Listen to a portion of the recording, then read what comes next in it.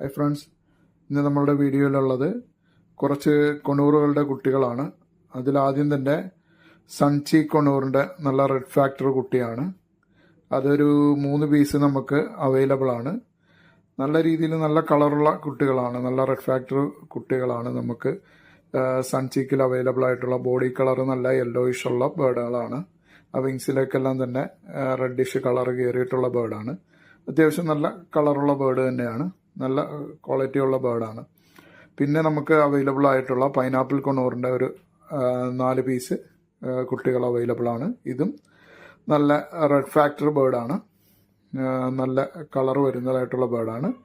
പിന്നീട് നമ്മുടെ കയ്യിലുള്ളത് സൺ കൊണൂറിൻ്റെ ഹൈപ്പർ റെഡ് അല്ല, റെഡ് ഫാക്ടർ ആയിട്ടുള്ള പാരൻസിൻ്റെ കുട്ടികളാണ്.